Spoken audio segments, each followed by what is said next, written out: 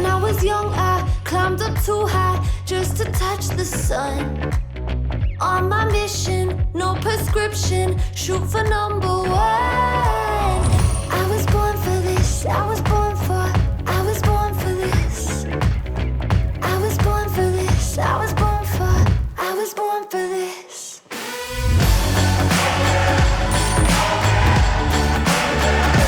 Born for this.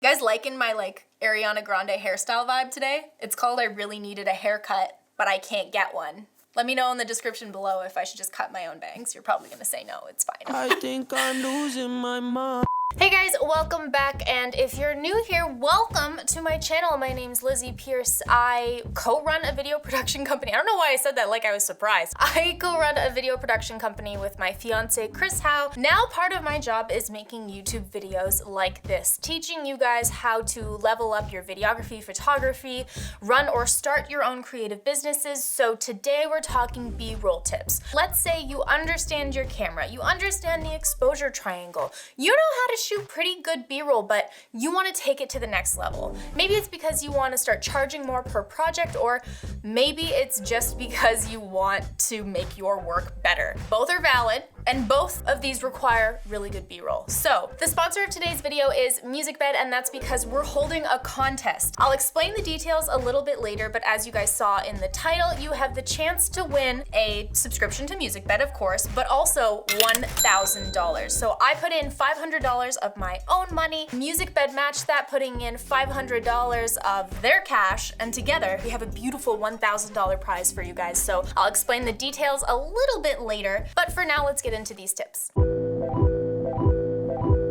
So what does it mean to think of your B-roll sequence as a story? So a story has a beginning, a middle, and an end. A story is telling you about their characters, there's a feeling, there's a message you're trying to get across, there's a location you're trying to showcase, you're trying to set the stage for that story. How is your B-roll? How is choosing that B-roll going to lend to that story? How is choosing your music going to lend to that story? It doesn't just mean you can shoot whatever and throw it over top of your interview or throw it over top of your A-roll. Your B-roll needs to make sense with your A-roll, and not just that, it needs to flow. If you're shooting 3 different sequences of B-roll in 3 different places, then you need to make sure that there's something connecting all of those 3 locations, or group different sections of that story together, even if it is just a story that's supposed to be a montage or all B-roll, and it'll seem much more cohesive that way. Great example of this is actually in one of my recent videos called Inbox Zero. If you haven't seen it, it's linked up here. I just had a general voiceover talking about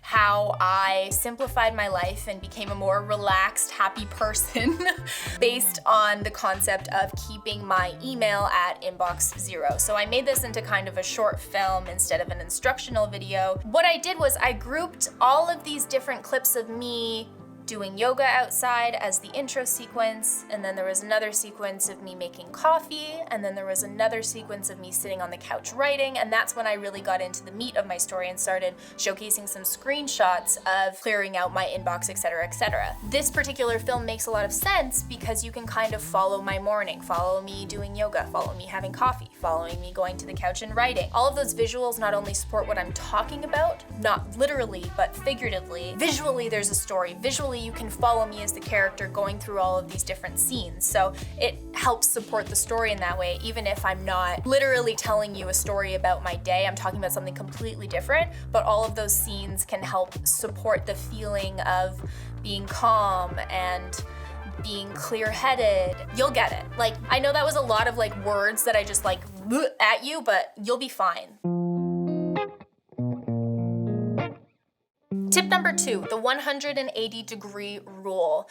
The principle of this rule is that you are only shooting towards your subject from 180 degrees around your subject. So your subject is here, and you can only be on the same side of 180 degrees on that subject. You can't cross that line and start shooting from this way. You have to stay within that 180 degrees. This doesn't necessarily make your B-roll itself look more expensive, but when your audience is watching this sequence later on, it makes so much more sense. And this applies to short films, especially when you're watching a scene and someone breaks that 180-degree rule. Suddenly you have no idea where anyone is in the room, and it's super confusing to orient where the characters are in the room and where everything else is in the room as well. So keep this in mind, because it's one little itty bitty rule that is a true sign of a professional in this industry. So this is a big one. When someone's watching your video and they're looking for that expensive B-roll, they're looking for that film that's just gonna make them go, wow, or that corporate video that's just gonna make them go, wow. What they're looking for is something different. So how do you make your footage stand out? How do you make your shots look different? That's using a variety of different filming mediums, angles, perspectives, everything. So that means not just shooting with your normal DSLR, but I mean you're shooting with action cameras, you're shooting with drones, you're really thinking outside the box. We recently did a project with the Switzerland Tourism Board, and we incorporated obviously tons of drone footage because it's a tourism video, so that's really important, along with footage shot on my A7 III that I'm shooting this video with, for example. But we even used some action camera footage. We attached it to our heads when we were skiing, and by we, I mean Chris, because I'm afraid of skiing, that's a different story. So we actually attached it to, oh my gosh, what's that sport called? I'm gonna call Chris and ask what it's called. Hello. Hi. What's the name of that sport we played in Switzerland and we attached the GoPro to it? The actual thing we threw on the ice. It's curling.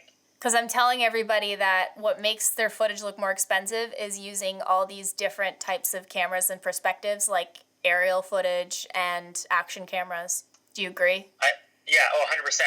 Chris House seal of approval, guys. So there you go. We attached it to the thing when we were curling. It's going to make your story stand out. It's going to make your footage stand out. And especially if you know when exactly to throw these little bits of extra perspectives in. So I'm not saying shoot your entire video with a GoPro, but I'm saying that it's a nice little addition. And same thing with drone footage. You don't want an entire video that's drone footage, but it does level up the production value of your video.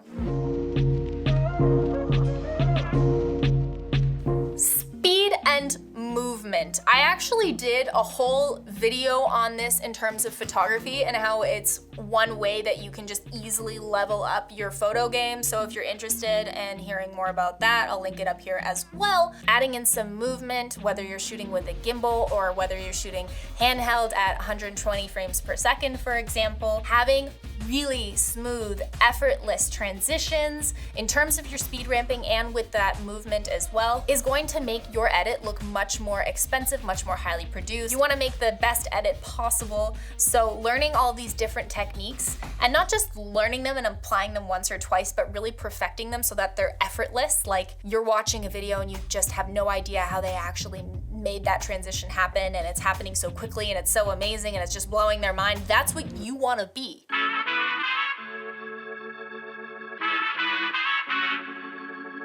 So now what you really came here for, to win $1,000 and to get a music bed subscription. The first grand prize, $1,000. You will also get a music bed subscription, and the two runner-ups will receive a music bed subscription as well. Very exciting. So I've worked with Music Bed before, but I'm not lying to you guys when I say that they are the music licensing site that I use the most. I can find music on their site in like 2 seconds flat. I found so many songs on that site that I actually just enjoy listening to. I found some artists I really like through Music Bed. My hope, my hope, my hope.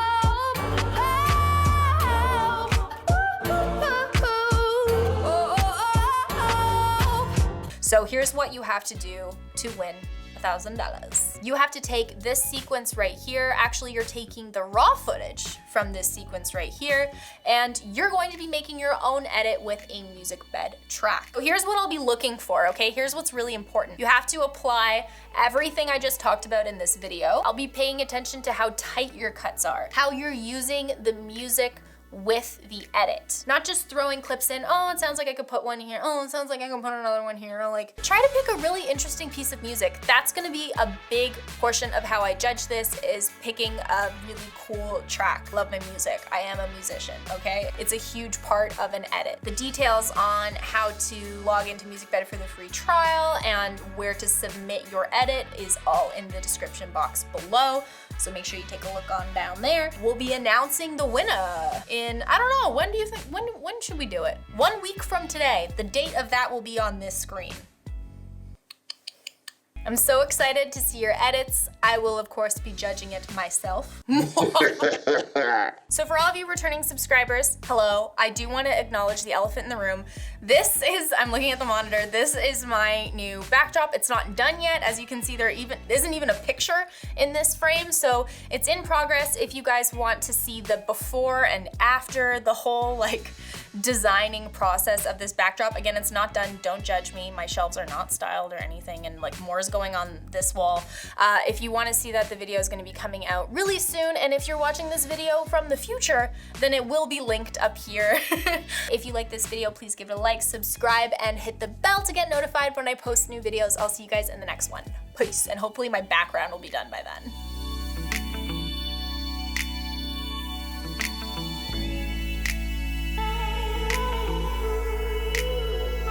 Clips that you can throw over your footage willy-nilly. That's probably the only time I've said willy-nilly in a very long time. Who is Willy? What does nilly even mean?